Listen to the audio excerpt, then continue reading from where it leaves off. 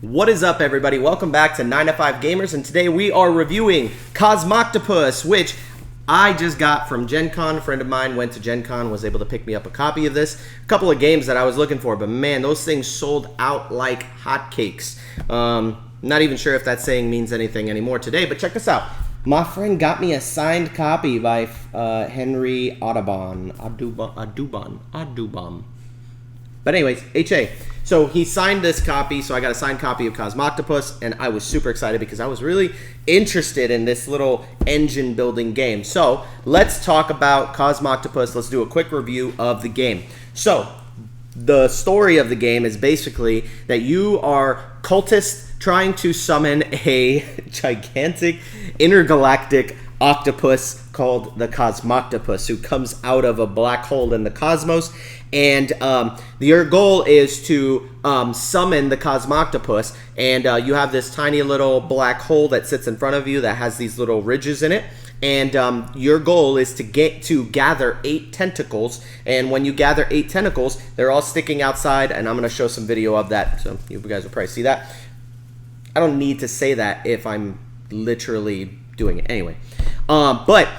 Your goal is to get 8 tentacles, and whoever gets 8 tentacles first wins. And the way that you do that is that you build up an engine of these cards that you play in front of you that give you discounts when to play other cards from your hand. And as you play different constellation cards and things like that, you'll gain octopus tentacles that you get to put into your little black hole. What did he say? And then once you have all 8, you take the little Cosmoctopus head, put it in the middle of your portal, and you summoned the Cosmoctopus. So it's a silly game, but it's really, really good. But let's go ahead and talk about some of the things about the game. So the first thing that we always talk about is the setup and storage. Very easy setup. There's nothing complicated about it. 1 point for that. Storage, everything fits in the box perfectly. There's none of that box lift where, you know, the box is like, it's nice and flush. So everything fits perfectly, and there's no issues with the storage. I think that everything was fine. I think the only minor thing, and it literally is nothing, because all board game collectors and enthusiasts or hobbyists or whatever you want to call it, all board gamers, will always have extra bags. This game just lacked a couple of bags to put things in, but you can just bring your own bags and Ziplocs and you should be fine.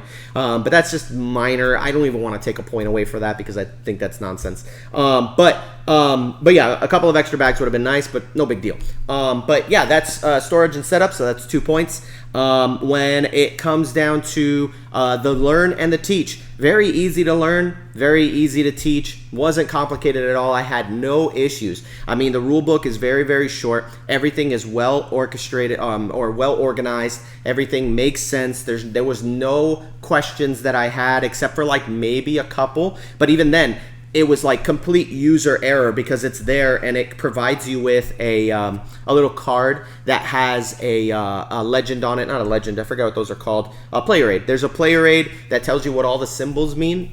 So the symbol was on the player aid, and I'm looking through the book like, but even then, I found it in the book, I found it in the player aid, and then on top of that, in the back of it, it has an appendix of all the cards, and, well, not all the cards, just the cards that aren't obvious, you know what I mean? Some of them that might be a little bit more ambiguous and might go, wait, what does that mean? You can look them up in the back, and they already have them all listed from playtesting. You could tell that they did a great job with everything there. 2 points for the rule book and everything, the learn, the teach. Easy peasy. So that's 2 points there. Let's talk about the art and the visuals and the artwork and the component quality. Great, fantastic. I want to paint the little tentacles and the octopus itself. I would love to paint it and make it look like the one here in the picture, because it's not painted, but at least it came in like kind of like that hot pinkish color.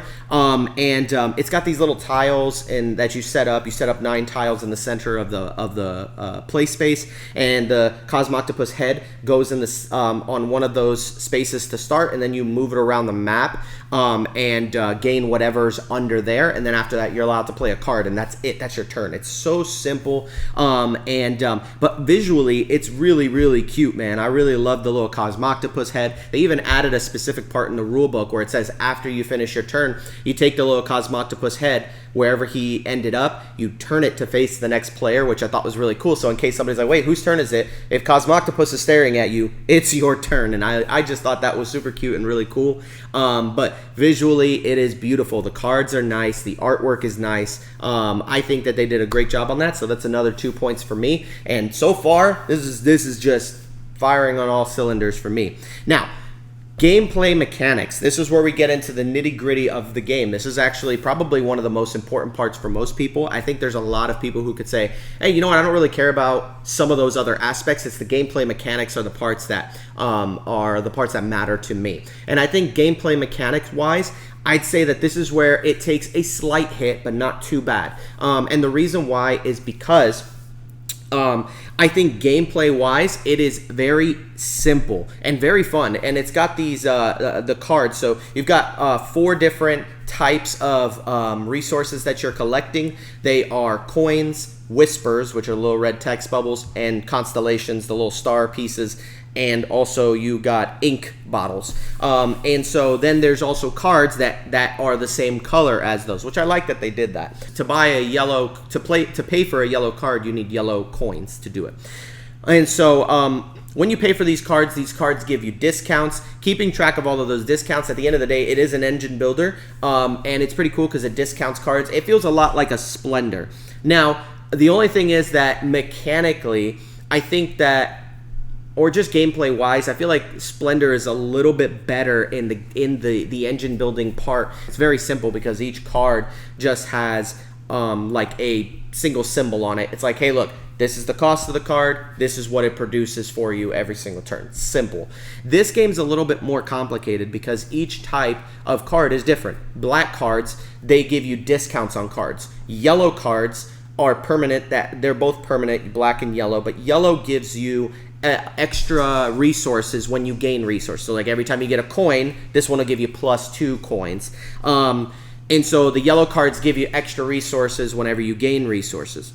Third, you have the red cards, which are instant cards that just give you an instant ability. One of the things that I didn't like about the game, and I guess it was fine, I think it was more so just kind of like the luck of the draw. But when I played with my wife, one of the games that I did play, there's like 4 red cards in the deck that get you a tentacle. Like, not all the cards get you tentacles. Like, the black cards don't get you tentacles.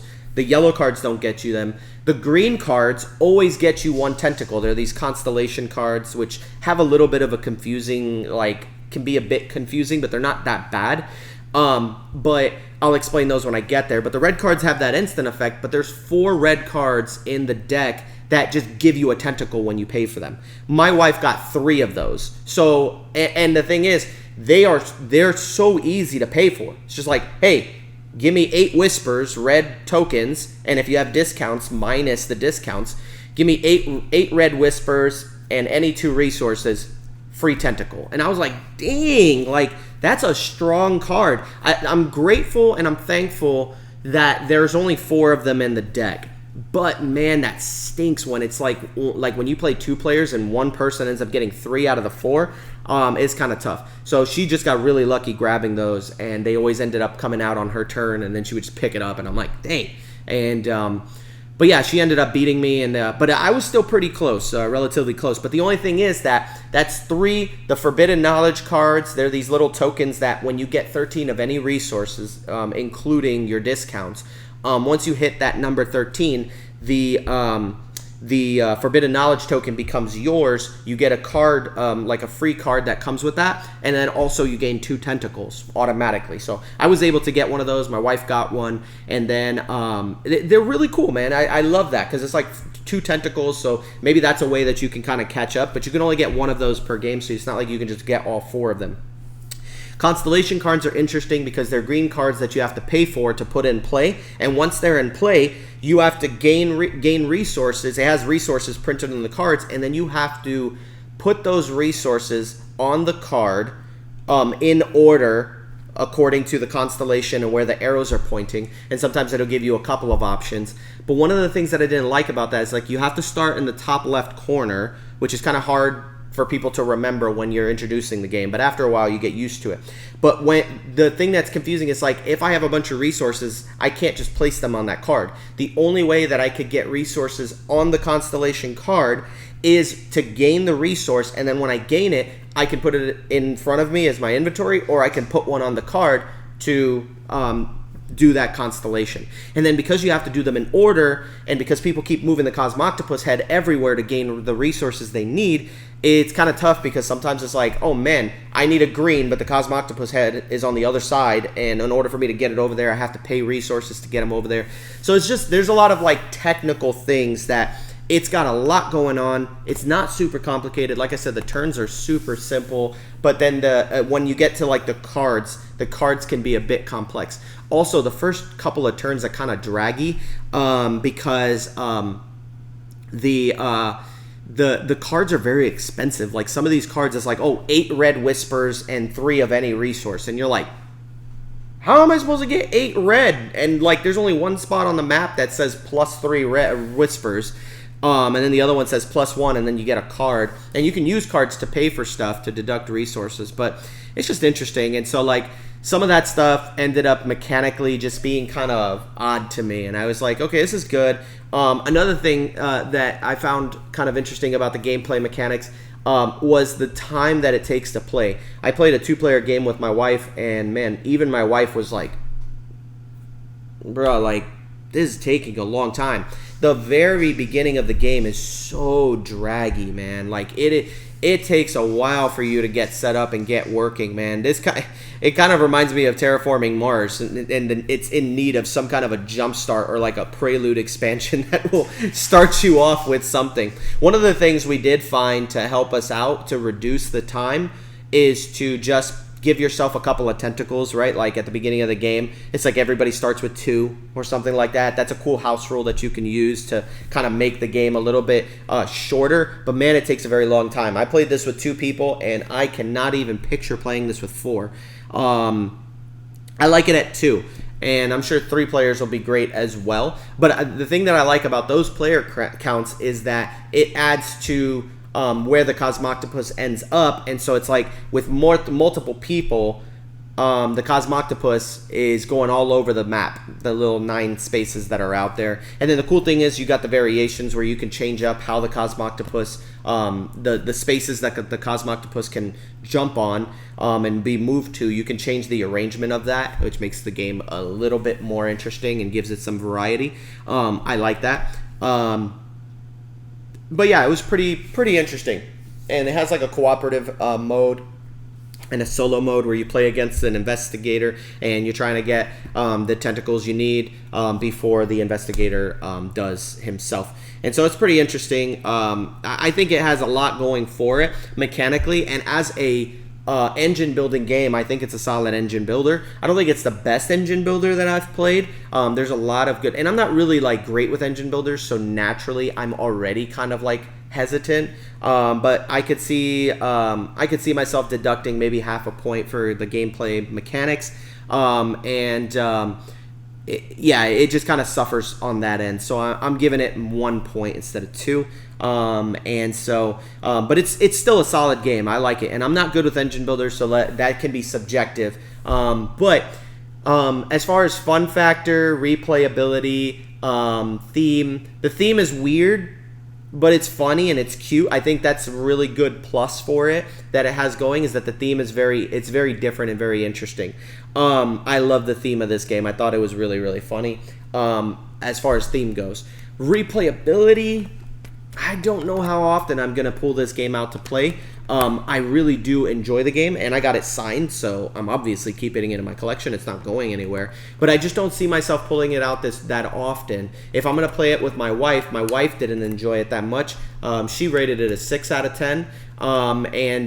So it's not a game that she enjoys, so I just don't see when I'm going to pull this out to play. I think I could play it a couple of times with some people, but there's a lot of great engine building games out there that honestly, it's like, would I play that over this? And one of the ones that I really want to try is Furnace, because I heard Furnace is a really good engine builder. And yeah, so as far as like replayability, It has some replayability. Speaking objectively, the replayability is more so in kind of like the pattern you use for the Cosmoctopus and his worker placement spots that you can place him in.